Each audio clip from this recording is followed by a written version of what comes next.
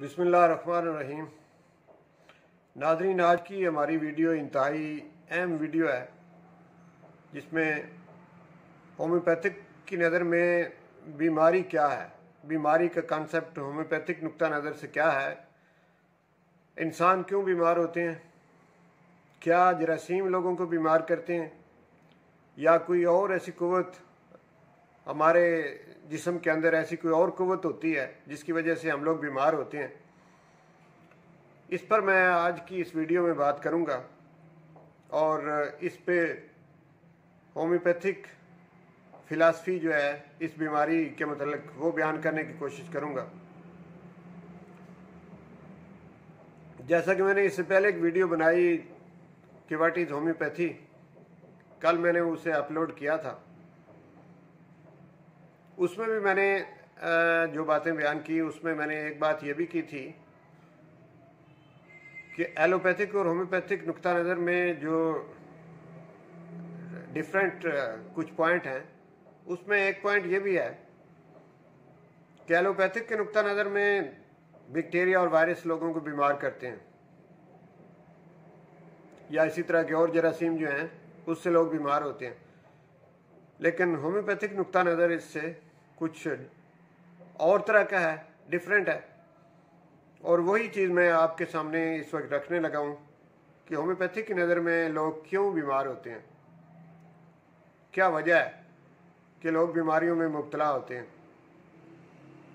और होम्योपैथिक की नज़र में बीमारी है क्या चीज़। तो इसमें नाज़रीन अर्ज़ ये है कि होम्योपैथिक जो है वो लफ्ज़ डिजीज़ जो है इस पे गौर करने की दावत देता है कि डिजीज़ डिस और ईज दो लफ्ज़ों का मजमूआ है। इसको ही अगर आप देखें तो जब बंदा ईजी नहीं होता वो बीमार है, जब वो डिस ईज की कंडीशन में होता है यानी ईजी नहीं है तो वो बीमार है।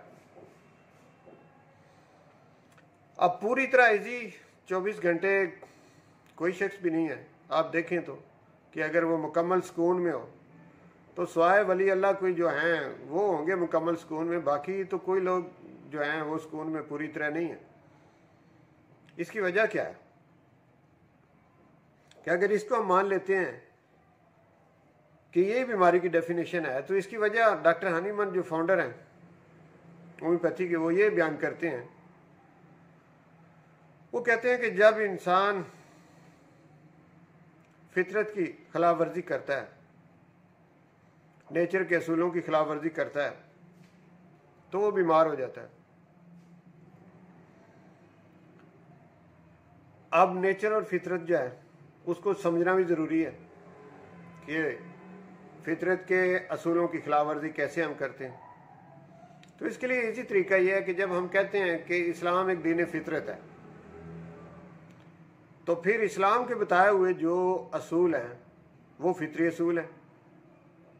अब इस्लाम हमें क्या बताता है?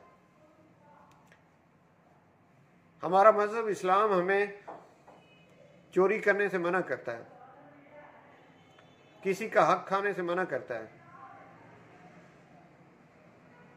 किसी गैर मर्द या किसी गैर औरत की तरफ बुरी निगाह से देखने से मना करता है, किसी को नाहक कत्ल करने से मना करता है। इसी किस्म की और लातदाद ऐसी बुराइयां हैं जिनसे इस्लाम हमें मना करता है। अगर इस्लाम को हम दीन फितरत कहते हैं और इस्लाम के बताए हुए असूल जो हैं वो फितरत के असूल हैं, तो फिर जो डॉक्टर हनीमन ने कहा कि जब फितरत के असूलों की खिलाफ वर्जी होती है तो इंसान बीमार हो जाता है,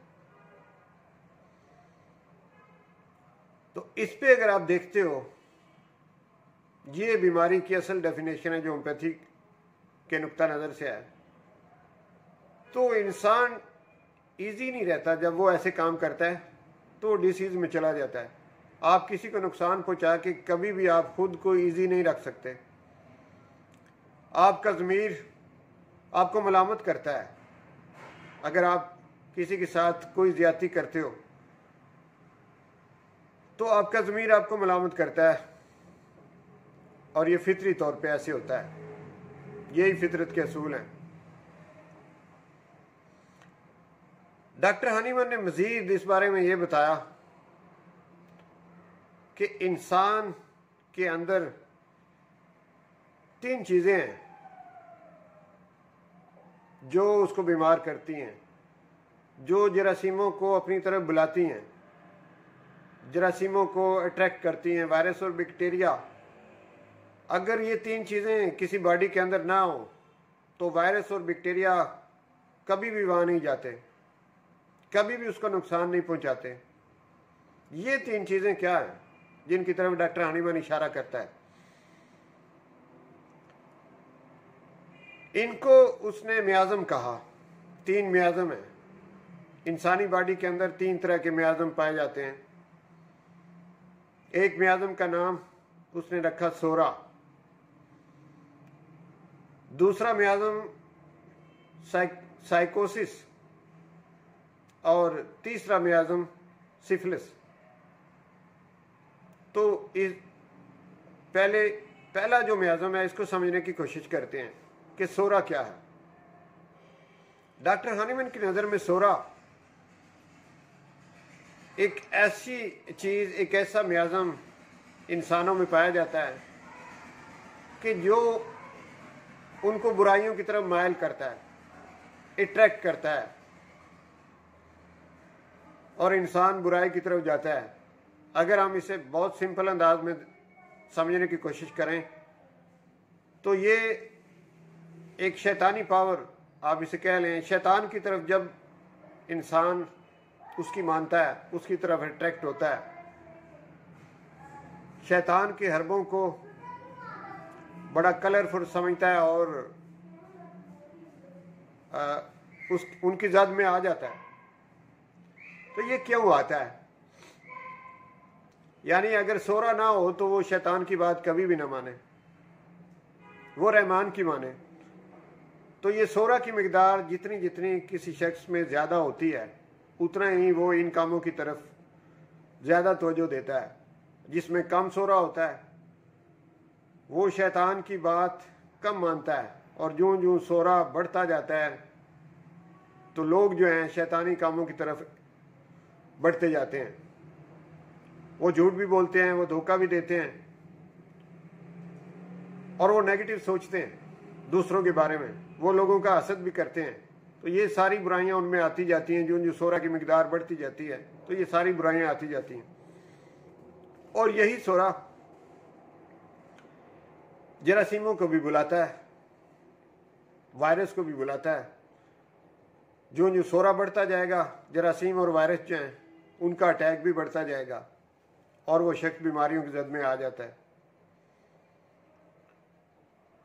सोरा से अगली एक स्टेज है जिसे साइकोसिस कहते हैं। इसकी तरफ आने से पहले मैं सोरा की कुछ मेडिकली अलामात आपको बता दूं कि जो शख्स सोरा में मुब्तला होता है उसमें उसका ज़हन तो इस तरह का हो जाता है जो मैंने आपको एक्सप्लेन किया। लेकिन तो मैं सोरा के मुतल्लिक बता रहा था कि जिस्म के ऊपर कौन सी अलामत पैदा होंगी। इसकी सबसे बड़ी अलामत जो फिज़िकली हमें नज़र आती है वो है ईचिंग, यानी खारिश। तो सोरा में मुब्तला जो लोग होंगे जिनमें सोरा की मिकदार बढ़ती जाएगी, और जब उनको इचिंग होगी यानी वो खारिश में मुब्तला हो जाएंगे, तो आप ये समझ लें कि इस वक्त सोरा काफ़ी हद तक, इसमें सोरा की मिकदार बहुत बढ़ चुकी है। और इसके अलावा, इचिंग के अलावा स्किन ड्राई हो जाएगी, और जितनी भी बॉडी के अंदर सिक्रीशन होती हैं वो कम हो जाएंगी। यानी बॉडी के अंदर जितने ग्लैंड्स वगैरह अपनी सिक्रीशन जो हैं, जिन्हें हार्मोन कहा जाता है, वो, या जिस तरह पसीने का आना, इसी तरह और भी सिक्रीशन होती हैं, सलाइवा, ये सारी सिक्रीशन जो हैं ये कम हो जाएंगी बॉडी के अंदर। इससे अंदाज़ा लगाएंगे कि सोरा की मिकदार काफ़ी हद तक बॉडी के अंदर बढ़ गई है। और ज़हनी अलामात जो पहले मैंने बयान की, उनके अलावा कुछ और ज़हनी अलामात हैं जिनकी तरफ तवज्जो देने की ज़रूरत है कि जो सोरा की मिकदार बढ़ती जाएगी, मरीज़ में सुस्ती और काली बढ़ती जाएगी और वो अपनी सफाई सुथराई का ख्याल भी नहीं रखेगा। नहाने से उससे ख़ास नफ़रत होती जाएगी। काफ़ी दिन जो है वो ना कपड़े चेंज करेगा, ना नहाएगा। और दूसरे नंबर पे ये कि बातों के हवाले से बड़ा फ़िलासफ़र होता जाएगा, बातें बहुत करेगा। अगर कोई बात अपनी वो नेगेटिव भी कर लेता है तो उसके भी दलाइल काफ़ी उसके पास होंगे। तो ये कुछ उसकी ज़हनी और जिस्मानी सोरा के जो पेशेंट होगा उसकी पहचान होगी। इसमें हमारे होम्योपैथी में एक दवाई है सल्फ़र, एंटीसोरिक दवाई उसे कहा जाता है। उसके देने से ये काफ़ी हद तक सोरा को आप यहाँ कंट्रोल कर सकते हो। अब आते हैं जो दूसरी कंडीशन है, साइकोटिक कंडीशन। साइकोटिक कंडीशन में इंसान प्रैक्टिकली जो है वो गुनाहों में मुब्तला हो जाएगा। सोरा में तो वो सिर्फ सोचेगा, लेकिन जब वो साइकोटिक कंडीशन में चला जाएगा तो वो जुराइम में प्रैक्टिकली इन्वॉल्व हो जाएगा। यानी वो किसी को मर्डर भी कर सकता है जो साइकोटिक कंडीशन में चला गया। और इसी किस्म के जो कबीरा गुनाह हैं, जो मैंने सारे नेगेटिव थिंकिंग में जो अभी सोरा के हवाले से भी बयान किए हैं, या इस्लाम के जितने भी असूल हैं उनकी वो पूरी तरह से खिलाफ वर्जी शुरू कर देगा, प्रैक्टिकली खिलाफ वर्जी शुरू कर देगा। तो इस कंडीशन में हम कहेंगे कि अब ये दूसरी जो साइकोटिक कंडीशन है उसमें ये चला गया, दूसरे मियाज़म में ये शख्स चला गया। और अब फिर उस पर बुराइयों जो उसकी बुराइयां बढ़ेंगी, उसका मेंटल सिम्टम उसकी जो है इस तरह की होती जाएंगी कि नेचर की खिलाफ वर्जी पे वो पूरी तरह तुल गया है। तो इसी तरह से उसमें बीमारियां भी बढ़ती जाएंगी, बीमारियों का अटैक बढ़ता जाएगा। बैक्टीरिया के लिए और वायरस के लिए बड़ा एक अट्रैक्टिव माहौल बॉडी के अंदर बन जाएगा। और क्रॉनिक डिजीज़ जो है उसके लिए एक बेहतरीन माहौल उसकी बॉडी में बन जाएगा और बैक्टीरिया और वायरस अच्छी तरह से उस पर हमलावर हो सकेंगे। और वो शख्स जो है वो बड़ी पुरानी बीमारियां, क्रॉनिक डिजीज़ और बड़ी ख़तरनाक किस्म की बीमारियों में मुब्तला हो जाएगा।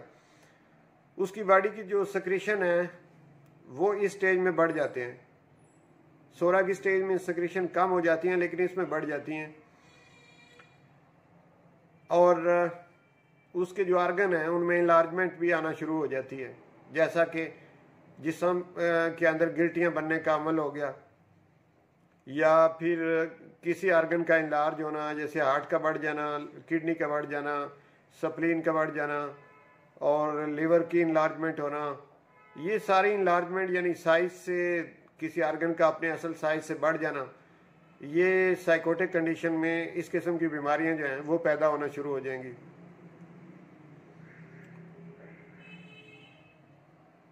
और एक तीसरी स्टेज जो है कि जब साइकोटिक कंडीशन में काफ़ी देर वो रहेगा और उसका ट्रीटमेंट सही तरीके से नहीं होगा और इसी किस्म के माहौल के अंदर वो रहेगा, तो उसके अंदर एक तीसरी जो सूरत हाल है वो पैदा हो जाएगी, जिसको कि सिफिलिस कहते हैं।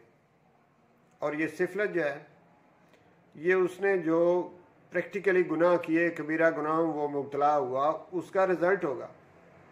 सिफिलिस की स्टेज का मतलब है डिस्ट्रक्शन, तबाही, यानी अब उसके आर्गन में भी तबाही आना शुरू हो जाएगी और उसके ब्रेन के अंदर भी तबाही शुरू हो जाएगी। सबसे बड़ी पहचान ज़हनी तौर पे इस स्टेज की ये होगी कि इस स्टेज में दाखिल होने वाले जो लोग होंगे वो डिप्रेशन के शिकार हो जाएंगे, नाउमीद हो जाएंगे, पूरी तरह से इतिहाद डाल देंगे और खुदकशी की तरफ मायल होंगे, दुनिया से बेजार हो जाएंगे। ये तो होंगी उसकी ज़हनी अलामत, यानी वो डिप्रेशन में चले जाएंगे। और जिस्मानी अलामत कुछ इस तरह की होंगी कि उनमें पस बढ़ना शुरू हो जाएगी। पस फॉर्मेशन का अमल जो है वो तेज़ हो जाएगा। जल्दी अमराज में भी पस होगी और अंदरूनी तौर पे इंटरनल जो आर्गन है उसमें भी पस पड़ने का अमल शुरू हो जाएगा। जैसे कैंसर भी इसकी एग्जांपल है। कैंसर के मरीज तीसरी स्टेज होती है, ये उसमें आते हैं। तो ये तीन उसके डॉक्टर हानीमन की मियाज़मेटिक थ्योरी में ये तीन तरह की स्टेज हैं, जो कि इंसान जब इन स्टेज के अंदर मुब्तला होता है तो वो फिर वायरस और बैक्टीरिया के लिए एक बेहतरीन माहौल होता है और तभी वायरस और बैक्टीरिया उस पर हमला करते हैं। अगर ये ना हो तो बकौल डॉक्टर हानीमन के वायरस और बैक्टीरिया किसी का कुछ बिगाड़ नहीं सकते। इसकी एक दलील ये भी है कि टीबी का एक मरीज एक घर में है और उसके 3 बेटे और 3 बेटियां हैं।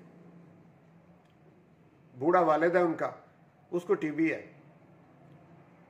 उसकी डेथ हो जाती है, लेकिन उसके बाद उसकी एक बेटी को टीबी होती है, बाकी 2 बेटियां भी टीबी से बची रहती हैं और बेटे भी। सवाल पैदा होता है कि जिस एक बेटी को टीबी होगी वो भी तो उसी माहौल में थी, वो भी तो अपने वालिद की उतने ही करीब थी जितने बाकी बच्चे थे, तो उसको क्यों हुई और जिनको नहीं हुई उनको क्यों नहीं हुई?